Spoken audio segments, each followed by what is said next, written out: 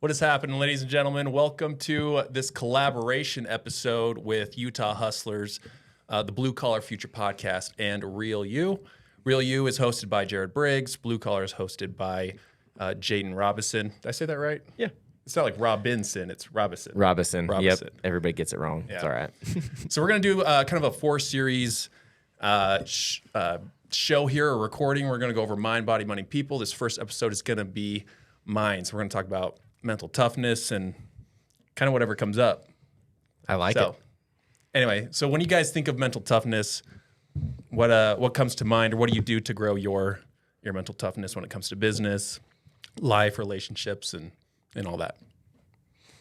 Honestly, me personally, I think I'm glad we're starting with this one because I think it's the most important thing it doesn't matter if it's fitness, business, marriage. I mean, all of it. Everything comes down to where we are mentally. Our mind is going to fail before our body does. It's just such a big, important thing of it. So that mental toughness, will lead into every area of success. Mm-hmm. I think it's it's super important, and you see it talked about a lot. So it can get a little bit, overplayed. Because there's so many people out there, doing the ice baths and doing all that stuff and talking about mental toughness and fortitude. So I think people get sick of it, but it's because it's so important. That's why so many people are doing that. It's like if you have a good level of mental toughness, you really can tackle anything. Something comes your way that, derails you. Okay, well, what can we do to fix this? Yeah. Yeah, to me, mental toughness is it's really just training yourself to do the things that you don't want to do, which is why people do those ice baths. It's why the people do, the people go do the cold runs, or I don't know. Right now I'm only thinking of the cold water stuff. Yeah. But, well, it's because it's the worst. Yeah, right? Because your body's screaming, get out, get out, get out, but you're staying in. And it's important to do that when maybe you want to leave your marriage. Maybe you want to not work on your business today. Maybe you don't want to do your workout. But it's being able to keep doing it even when your body says, I'd rather sit, I'd rather watch a movie, I'd rather eat donuts, all those things. So I guess I'm kind of leading this one, so I'll just ask you guys a couple questions and make comments. But when it comes to the things that destroy, let's start with the things that kind of destroy our mental toughness, things that make us soft, things that make us weak. What are some things that maybe you've experienced in your life that have kind of taken you away or making you weaker, or things that you see that other people are doing that are they're kind of destroying that part of them? Well, a big one for me is honestly sleeping in. And it took a long time for me to kind of realize that, because I like to sleep and I have an easy time sleeping and I can stay asleep. I don't sleep for forever. If I didn't have an alarm, it's not like I would sleep till noon, but also I don't necessarily want to get out of bed all the time. And that's been a super hard thing because I know every single time I get out of bed, I'm awake. I'm just fine. But while I'm waking up, it's 5 more minutes. It freaking sucks, yeah. Yeah, 10 more minutes. Oh, man, I just need another minute. And then you end up sleeping way in, and it ends up screwing you up. And the more you do that, the harder it is to actually wake up when you need to. When you need to be somewhere, you have a commitment. Maybe you need to be to work, maybe whatever it is. And that's something that for me, anytime there's more, I want more sleep, it ends up screwing me up, bad. Mm-hmm. And for me, that's the thing that affects me the most. And it's something I still deal with. I get up pretty early and I have a easy time if I'm doing it consistently. But if I sleep in, it just screws up my whole day. Isn't it interesting how simple that is and how much it screws up everything? I'm right there with you. The sleeping in, kicks my butt. Sometimes I'll sleep in and then I'm behind the whole day. Yeah. I'm like, I was going to do this at 8. Well, crap, I didn't wake up till 7:30, so that didn't get done. Then the next thing didn't get done. So, man, that's a big L on the paper for the day just because of those things. So I definitely connect with that because it's a tough one. Well, and it's hard to realize that because so many people, think about it. People like to sleep, right? I love that. it. That's one thing that you see influencers nowadays you got to wake up at 4 o'clock or you got to wake up at 3 o'clock. And there's extremes everywhere. There's people no, let me sleep in. Or there's people, oh, you don't need sleep. I think it's more like you need a certain amount of sleep, but you go over it, it screws you up. You don't get enough, screws you up. But it's so your mental toughness and your discipline is so weak at that point because you're asleep. It's really hard to force yourself to do that if you want to, like, if you're half asleep and you want to stay asleep. It's really hard to get out of bed. Like, and so that's one of the things that a lot of people struggle with. I mean, you see people going to work late all the time and sleeping through their alarms and all that, and it's huge, and that's where a lot of the mental toughness starts. Being able to do things you don't want to do. That's simple discipline. Well, and like sleep is the like waking up. That's the first part of your day. So if you start out waking up late or not setting an alarm for the next day and just sleeping until whenever, you're kind of setting the tone for the rest of your day. You get that momentum in the wrong direction. And so I've noticed that for me too, is like I love sleeping in. I love not setting an alarm. My body like kind of automatically wakes me up about 8 o'clock. Yeah. But even like, let's say I need the sleep and I need to sleep till 8 or like 9, 10 or something. I think it's still important to set that alarm for me because I'm still telling myself this is as long as I'm allowing myself to sleep. So I create rules around that, for myself. And so I don't know, even setting an alarm, even if you want to sleep in, like let's say you get to bed late, nothing wrong with sleeping in. But yeah, I think even just setting that alarm is kind of a way to get out of that, even if it is 10 o'clock, because then you can kind of wind that down to more reasonable hour, unless you're getting to bed really late. Well, like I think it's important to get enough sleep. It's interesting because who says we need more? Like there's quite a bit of information to show that you can't catch up on lost sleep, and sleeping in like if we're talking, an hour later than you normally wake up, that's no big deal. But more than that, and you start to mess up how your body works. Yeah. You start to mess up your circadian rhythm. And, your schedule. And your body is just off the rest of the day. And every time I sleep in longer than an hour, I notice it, like, hard on my body. It's like I feel tired the rest of the day, feel like crap. And it's interesting that, like, this is so simple, but so many people are so against making that change, even though that's one of the big things people could do to fix their life. Sleep is such a sensitive subject. Like people they just like to complain about not getting good sleep, not getting enough sleep. Like, oh, I'm still tired. Well, try to say something like, well, why don't you try this or that? Oh, I just don't get good sleep. That's that's all it is. Well, and Skylar, you mentioned something like going to bed. Mine, when it really screws me up, I love the night. Like my wife and daughter go to bed, and I'm like, oh, heck yeah. I can stay up till midnight and have some quiet time and do whatever I want. Well, I pay for it the next day because then I'm tired or sleep in a little bit or whatever.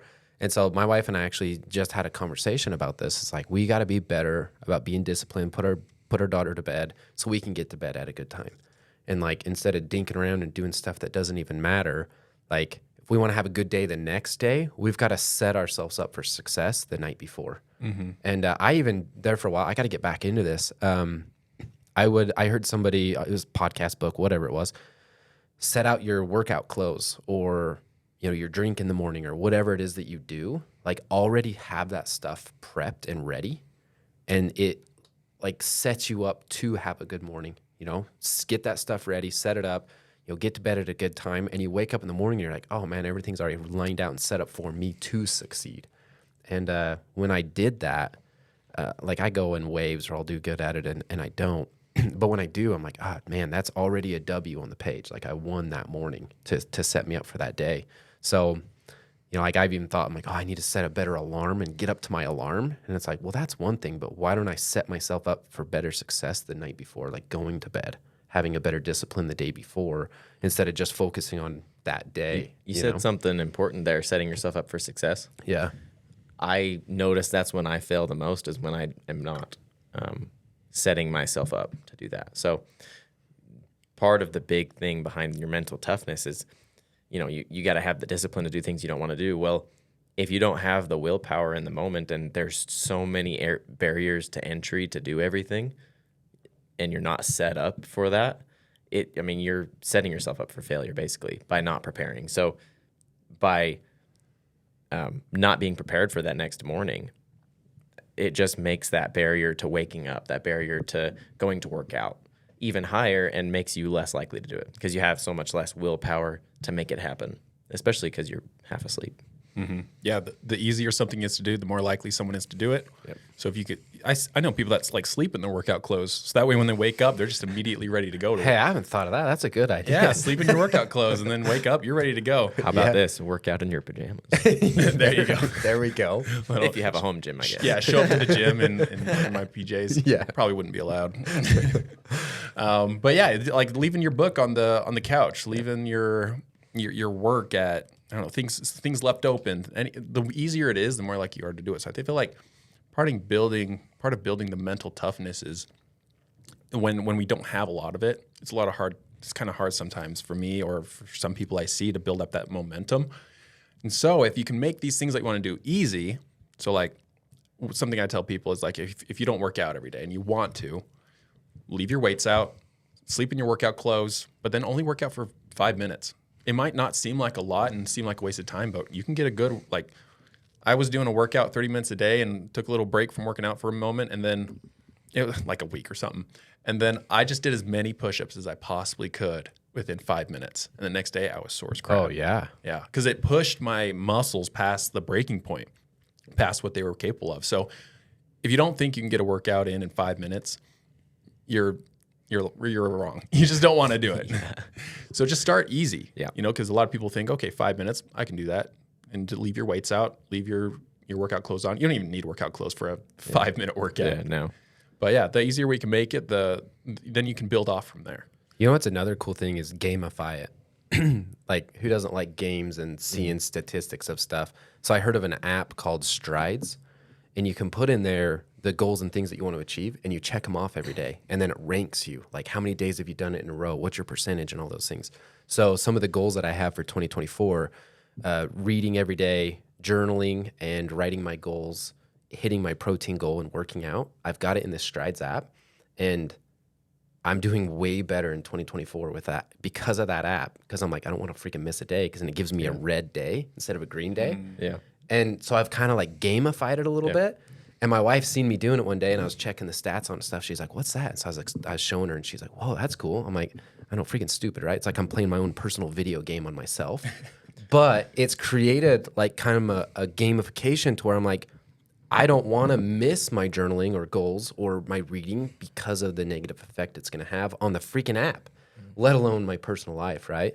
So that's kind of been a fun thing to give me a little bit more motivation, because like at the end of the year, I want to see way more days where I stuck this out than not. Yeah. Right. Well, you said something important there is the gamification. I mean, everything is gamified nowadays. And it's interesting because Duolingo, I'm doing Spanish on Duolingo, and I've grabbed 460 days in a row of Spanish. And without so it probably tracks it on there, what you've done, right? Yeah. And I have a widget on my phone that's on the home screen that's like a big corner of the iPhone screen that shows me my streak, and like throughout the day, if you don't do a lesson, then it starts to like change, and it like makes the little owl sad and stuff like. But that's how we keep to things. As you make it a challenge, you make it a consistent thing that you track that way, like a gamification. And there's a lot of people that say that that's not good for learning, but I think whatever is the best for learning is whatever you can stick to. Whatever works. Because if you can't stick to it, then it doesn't matter. You can have the best program out there to do whatever it is that you want to do, but if you don't stick to it, it doesn't mean anything to you. Yeah. Something that I think helps me stick to stuff, and other people too, is an accountability partner. Yeah. So with that Strides app, can you add people to that? I've never even looked at that. Okay, I'll have to check that out. So there's another app that sounds a lot like that, and it's called Habit Share. And so what that, you can add people and you can message people in it, and you can share specific habits with them or all of them. But it's kind of that same thing where you mark off every day, did it, not did it, or skipped this day. Maybe it was a Sunday and maybe you don't work out on Sunday or something like that. So you can skip it, but then you can see your percentages, and you can see it for other people too on their habits. Ooh. So that makes it even better. Yeah, we ought to check that out with Strides, because that'd be cool if like us three got on that, and then whoever's listening, like, get an app like that, have it shorter strides, see whatever you like better. But if you can get accountability partner and then gamify it with a friend, like gamify it. If you think of like a video game, you're getting better stats, but like if you're playing a game with a friend, you're like trying to beat them. Oh yeah. Right. You want to get better than them. So I feel like that's just another way to be more consistent because you know people are watching. Well, I hired a coach in 2022 for fitness, and it was all on an app. And I would log my food, my weight, and workouts and stuff. And so if I went a couple of days where I didn't log something, I'd get a message from him. He's like, hey, dude, how's things going? Do we need to do a call? And I'm like, screw you, man. Like, you know, but I lost 22 pounds in a couple months and best fitness I've been out of high school. And I was like, freaking heck, you know? Yeah. And so that's why I heard about the strides. I'm like, hey, I need some accountability. But if you had other people tied to it, you know, a couple of days I hadn't worked out and I got a message from Skylar. He's like, hey, dude, you good? I see you're not working out. I'm like, dang, you know? So that, it's a huge, huge, huge benefit. Well, and I think a lot of that, you need to weigh your priorities and really see where your values are at, because at the end of the day, we've been talking about ways to make it easier to do things that you know you should do or that you want to do. But if there's a lot of value and purpose behind it, then it's even easier there. So if you can work something into your values and have a strong enough purpose in doing it, it's even easier to do said thing. So a lot of people have a hard time doing stuff like they look at workouts or ice baths or sticking to nutrition, and they don't see a good enough purpose, and the barrier of entry is too high, and the values just don't line up. So when I started working out, I don't think I've missed more than a week for probably 7 years working out. And when I started, it was like, you know what? I'm going to do this to be better 3 times a week, or I think I was doing 4 times a week by then. But I immediately started setting goals for, you know, weights I wanted to lift and like what I wanted to, the health I wanted to get into. And I started seeing improvements, and that purpose and that value was there. So it was no question for me that I'm going to do it. Even if I'm tired, it's like, okay, I know that I still need to go because I need to work on my body. Otherwise, I'm not going to get to where I want to be. So I think it's a lot of this discipline talk is what we've been talking about, is like, you got to have value and purpose in it, and you've got to make that easier. So there's all sorts of ways that you can do that, but it changes for everybody. And a lot of people just don't do that. They just expect to, okay, I need to do this, but that's hard. Yeah. It's way hard. I love that topic because, it's January, right? So everybody made New Year's resolutions. Yep. Well, when you talk with some people, they made like 15 things. It's like, dude, you ain't going to do 15 things, you know? And so I guarantee they didn't make those like align with their purpose and like have an actual goal behind it. It's like, oh, I'm going to start working out. Yeah. Okay, well, to do what? Why? Like a couple things done really well is way better than a lot of things done kind of, right? Yeah. So that's why like the 4 things that I set, working out, hitting my protein goal, journaling, and reading. I'm like, you know, if I can hit those 4 things in a day, I'm going to write a W on that page for the day because it ties to all the values and things that I want to accomplish. So I love that topic. And I notice, like, even with family and friends and just conversations, you know, they're literally going to go from having a crappy year in 2023, their goals are set to be a freaking billionaire. And it's like, dude, like too high. Yeah.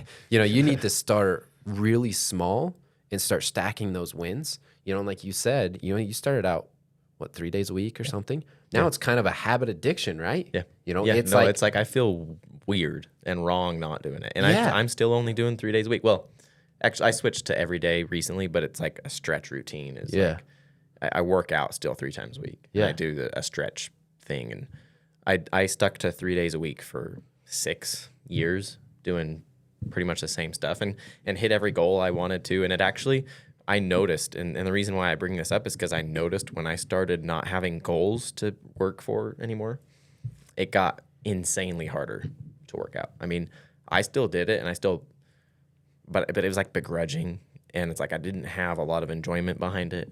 But it's because there's nothing to push for towards.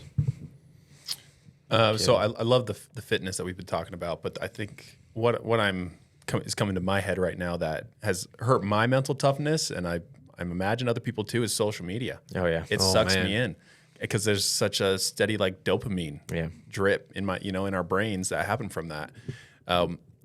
What would you guys say to the people out there that are on the social media too much and need to get off it, or just need to like do less of it? What are some things you guys do so that way it doesn't take up your entire life? If you're not creating content, you're just wasting time. I heard that on a podcast book. I don't know. I listen to so much crap. I don't remember where it comes from. But somebody said that. They're like, if you're on social media and you're not engaging in content or creating content, you're just wasting your time. I'm like, holy crap. If I'm going to be on there, I better be posting a video or a post or doing something, connect and build a brand and those things. Now, do I do it perfectly? No, I'm totally guilty of the death scroll, right? Yeah. But that really helped me in a different perspective of value of social media and mental toughness of it. When I started creating content and getting on there with all of that, it started sucking me in more because I was on there more often, and then I would get into that death scroll. And so I've gone through phases and waves where I only get on there to post, or times where I don't really post at all, but I'm on there and I'm just not even doing anything, like not even liking stuff, not even doing all that crap, and you just scroll through and see funny videos and haha, that's so funny. There's some funny ones though. Exactly. And that's the hard part. Yeah. And so what I honestly did is for a long time, I quit looking at I just quit scrolling through the For You stuff and through my feed, and I would add people to my favorites in Instagram, and I would only interact with like their posts. I would specifically get on there to like and comment. So that you're getting value Or providing value, pretty much. So like I'm only commenting on people's, I set 10 minutes aside and I go through and like people's posts and comment and respond to their stories and stuff. But even that, like I get carried away. So it's like, I think you just have to have a purpose in going in.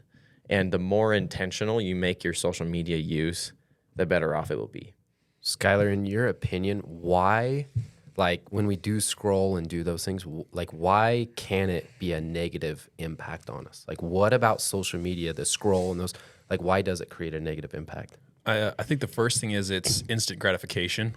And so when we get used to that instant gratification, that's how we want everything, right? So I think that's, when kids have their temper tantrums, when they don't get exactly what they want, when they want it. And that's just kind of how life is. If you want to build a business and grow it and, be successful, there's no such thing as instant gratification in the business, like when it comes to making money and hitting your goals with it. That goes down to this mental toughness and discipline topic we're talking about, because the more instant you have everything, the harder it is to put in the work, because you're going to be most of the time doing things that you do not see an instant value from. That you're going to be putting in a workout. Maybe at the end of the workout, you're going to feel a little bit better, but you're not going to really see results immediately. And Instagram gives you that, or social media in general. You go through and scroll through TikTok and you get a bunch of laughs and a bunch of, you think interesting information and all that, but really it's just feeding into that and making it harder for you to do other things. Mm-hmm. Well, then comparing.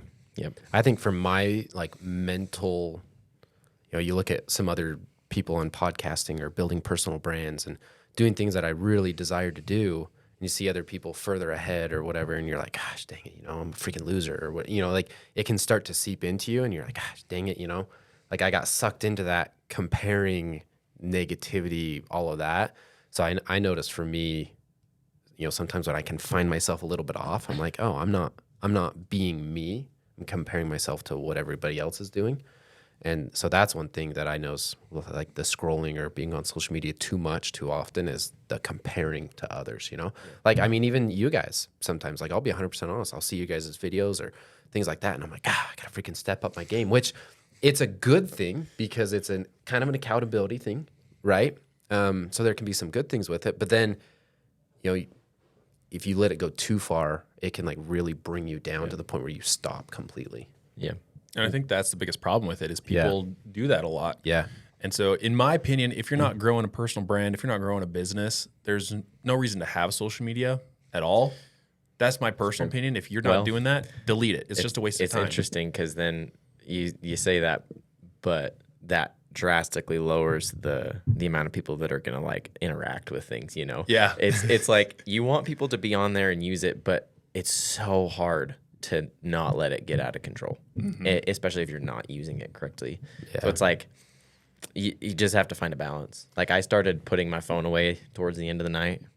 Sometimes I'm not the best about it, but like most of the time I will towards the end of the day, I'll just like put it away. Cause it's like, I feel like I'm stuck to that dang thing all day, taking pictures, posting, interacting with people. It's like, it tires me out. Yeah. And then you sit there, you go through Instagram and even if I'm doing that, I'll comment and like on something and then I'll see something and I'm like, ugh. Like it just makes me feel bad. Like seeing where someone else is at, even though I don't know anything about what they're doing. But I see one thing and it's like, well, I'm not there yet. And it just makes you feel bad. And being intentional, I'd say, is the big. Yeah, I've never heard anyone download Instagram or any social media and spend time on it regularly and say, my confidence has gone up. I feel better about myself now that I've done this. Or I learned something really valuable, which I learn things valuable on there all the time. But You got to use it though, right? I can't tell you what I've learned. Because I forget it as fast as I learn it. Yeah, exactly. Because it's so fast. Like, we're not going into depth with it. It's short form content. So, well, don't even get started on TikTok because it's even shorter, right? Yeah.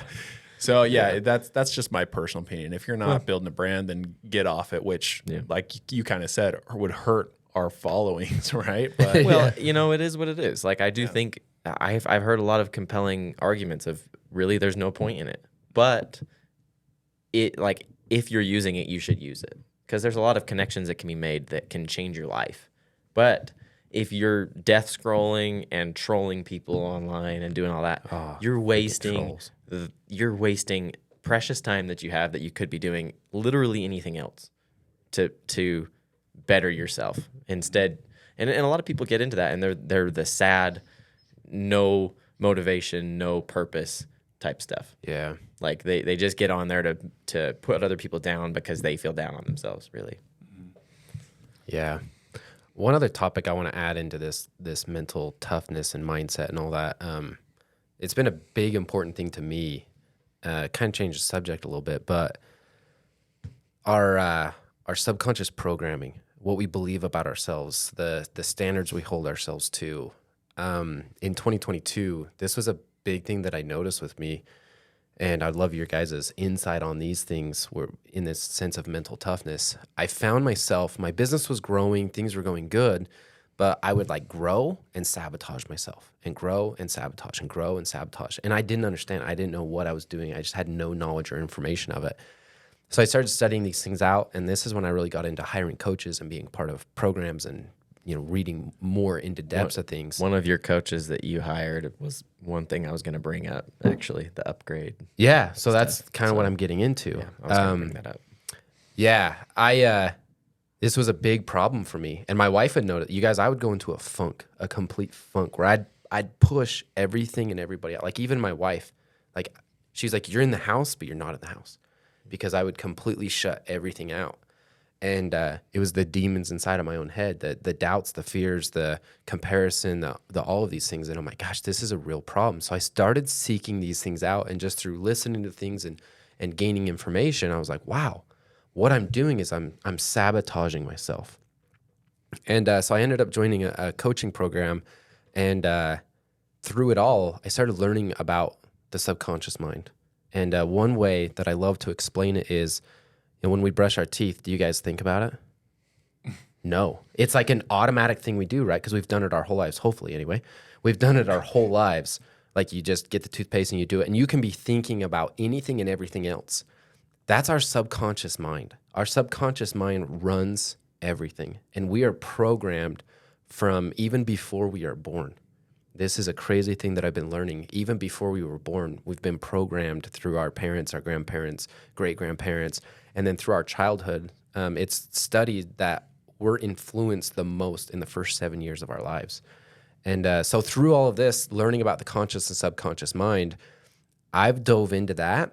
And every time I do, my business grows. I make more money. My relationships get better. Everything expands and grows. I actually last week noticed I was stuck in some places and I just had some really weird feelings and was like, okay, I've got some subconscious programming going on in the background. And I've met a new friend through this program. So now I just kind of do some calls with him. And we uncovered some big things that like practically like kind of set me free in a way. And so along the lines of mental toughness, we can influence and change so much personally within, you know, what do we believe about ourselves? What do we want to accomplish? What is it that we want? What is the mental programmings, the subconscious programmings going on in the background that are causing us to do and be and say and, you know, operate in every way that we are? That's something that makes that discipline hard, because and being mentally tough, because you have all of these things that are getting in your way and you don't even know. Yep. So imagine a 7-year-old's running your life, because you said that most of our programming comes from 7 years old. So if you're not actively engaging in personal development, you basically have a 7-year-old running your life. I've learned this from multiple coaches too, where that most of the things we learn is the first 7 years. So if you're not changing your thoughts about your beliefs about money, fitness, what you're capable of, you're going to just have mediocre results. And you're just going to be doing like spinning your wheels. You will be stuck in the mud. No matter how hard you work, no matter what you do, no matter like your wheels are just spinning. So how do we change those beliefs and that programming from when we were 7? I talk a lot about journaling. And the reason why is because questions. Like, Skylar, what makes a good interview? Questions, right? Like if you're interviewing someone for a podcast show and you ask them really good questions, like I remember when you had me on the show a couple months ago, your questions were just on point. And I was like, dude, that was fun, because there was really good questions that really dug down deep into me about the topic we were talking about. And I was like, wow, that was really cool. So in this upgrade program that I went through, this whole coaching thing, it's all questions. You know, and they coach us on, you know, what questions. You know, I love the questions, who do I have to become? Like if I want to make $250,000 a year, who do I have to become to make $250,000 a year, right? So it's no different. Like, okay, for some reason I keep sabotaging myself in my fitness or my money or my business or da-da-da-da-da. Why? What is it that I believe? You know, who do I have to become? Why do I feel this way? Why do I react this way? You know, you can just start asking yourself questions. So I've learned through going through all of this, my journal's like a best friend, because I'll feel an emotion or something come up and I ask why did I feel that way? You know, what was it about that interaction that did that? And I can start to uncover things in my subconscious programming. And if you work with a coach that knows how to guide you to go deeper, like I've had my coach that I work with now, he'll literally have me close my eyes and take some deep breaths, and he'll start asking me questions. And next thing I know, it's like I'm 5 years old again. Reliving that experience will uncover that experience, reprogram that experience, and all of a sudden that it's changed. Like everything's changed. So all those questions and being scared. You want to know the other interesting thing about this? This is kind of a deeper topic on this. When we feel emotions, I call it the darkness, we run from it, don't we? Like there's been so many experiences where I'll feel like a negative emotion or something, and I'll run from it and I won't face it. And then it'll come up again a couple days later or whatever, and I'll run from it, and I'll run from it, and I'll run from it. Well, through all this coaching, they're like, no, you need to face the darkness. You need to go into that, because it's trying to tell you something. And so when I reversed it and started going into that and be like, okay, I'm feeling this emotion. Why? And I jump into that emotion, everything's uncovered. And we can change and reprogram all of those things of how they work. So when I think about, when you said asking the questions, what came to my mind was diffusing a bomb. So if you have a belief kind of at the core, there's all these wires and things that are in the way of actually changing the emotion or changing our beliefs in it. And so you got to ask those questions to get deeper and deeper until eventually like you've kind of figured it out. And I forgot what I was going to say. Well, yeah. I mean, and if you, to add on to that, if you let it go, it's just going to blow up in your face. Which it's going to come up again. Which is what happens. But, Yeah. And this really just ties back into our mental toughness. It's like the more you run away from that, the harder it is to do anything else. The harder it is to really to take that on later. Because if you don't do it immediately, it's like it just gets worse and worse. And it's like the worse it is and the harder it is to deal with later on too. Well, and if you want a higher ROI on your personal development, do it earlier. Like start today, because if you do it today, then you have that work that's been done for the rest of your life. Yeah. But if you wait too long, then you're just not going to get as much out of it. I don't know about you guys, but I like to get the most out of the time I put into things. Yeah. Well, I heard a thing the other day, like on this mental toughness and like, who do I have to become, right? Yeah. And all the subconscious programming and stuff. There was this guy saying, he's like, if Jeff Bezos come into your business, took over your business today, would it make more money this year? And the person's like, oh, yeah. He's like, why? He's a freaking human being. He puts his pants on the same way you put your pants on. It's because of his belief system, his disciplines, his mental toughness, his standard of living, what he expects of himself, what he believes that he can accomplish and do, because he's done the work. He's done those things. He's gone through those things. And it's not just Jeff. I mean, there's so many successful people that would all be able to accomplish that. So that's why I love that question of who do I have to become? Yeah. You know, like mental toughness, period. You know, if I want to be the person that goes to bed early, wakes up early, you know, crushes the day, does good workouts, I'm present with my family, all those things, who do I have to become? And I need to start dissecting all of those things and go into the subconscious, go into those things and program it. Like I taught myself to brush my teeth with my left hand. I'm doing that right now. Dude, I did it back in like 2014 or something. I don't remember the last time I brushed my teeth with my right hand because that's the programming now. It's just automatic. And so I'm always like, okay, how do I create all of these things, these successful things that I want to accomplish? How do I create them so that they're automatic, right? Yeah. And it's all subconscious. So if you want to become more successful, build a bigger business, make everything happen, you know, you don't need to work harder. You don't need to go get more clients. You don't need to, you know, whatever you think it is that you need to do, you need to work on you. Yeah. Like you need to become that person. That's the important thing, because if you're saying yes to that question, you know, if Jeff Bezos comes in and runs your company, would it basically be successful or whatever?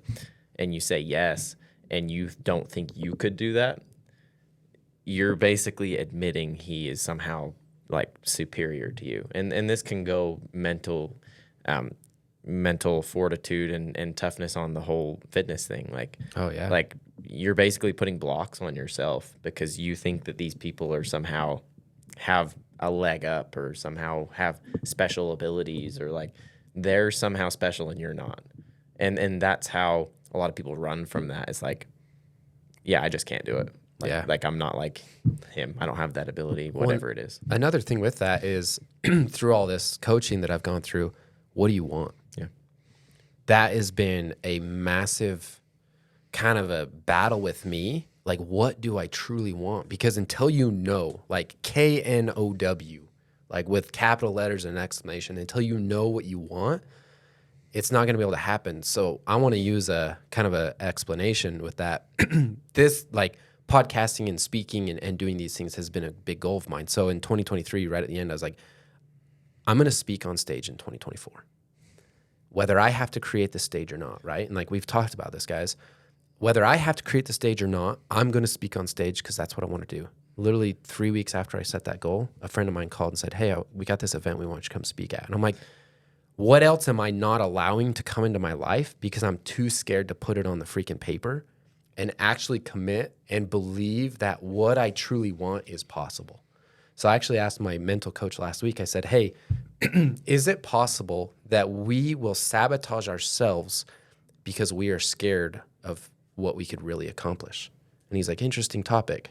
Let's have a call. And it unlocked some things for me because I was like, wow, I was actually scared of accomplishing my goals for some weird reasons. So I was sabotaging every area of my life. But when I was finally honest and true with myself of like, look, I want to accomplish these things, crazy things come into play to allow those things to be accomplished. So what do you want? Like knowing that. Yeah. It's crazy. Yeah. I love it.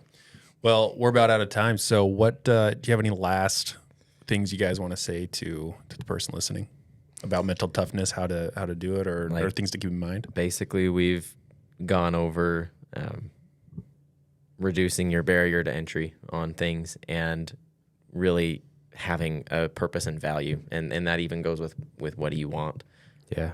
Asking yourself why, and then, being able to write down what you actually want. That was actually something I was going to bring up about the upgrade stuff, is you got to go through a whole list of writing down what you Oh want. my gosh, dude. It's hard. It was the hardest homework assignment I've ever had. Yeah. If you actually go through what you want, so a lot of people don't know. And if you don't know what you want, it's hard to know what to aim for. I'm here to challenge everybody and say, you actually, like, what you think you want isn't true. Yeah. Like, you need to dig deeper into what you really want. Because I found out I wanted a lot of things that other people thought were cool. Yeah. You know? And then I'm like, I really don't like that. I really don't want that, you know? Like, so yeah, that's like, dig deep into that. The last thing I want to say is perfection is a direction, not a destination. So there's always the higher level of mental discipline. You'll see the people on social media that you want to be like, and don't compare yourselves to them. Know that they're still on their own journey. We were talking earlier how there's people that have these big stages and then they totally change their opinion or what they think on a topic a couple years later because they realize they were wrong. And so just don't compare yourself. Know that there's always another level, and just be blissfully dissatisfied with where you're at. Like, be happy with where you're at, but not to the point where you're not doing anything about it. Like, move forward, but just know you'll never hit that perfection. You'll never hit that like perfect version of yourself. So that, to me, that's not what we're here on earth to do. We're just here to get better. So just get better every day. Don't compare yourself. And eventually you're going to hit that point where you just are completely and utterly happy with where you're at. So. Awesome. I love it. Awesome. Okay, well, thanks for listening to this collaboration episode. This is one of 4, so look out for the second installment on this collaboration with Blue Collar Future, The Real You, and Utah Hustlers. Thanks for listening, guys.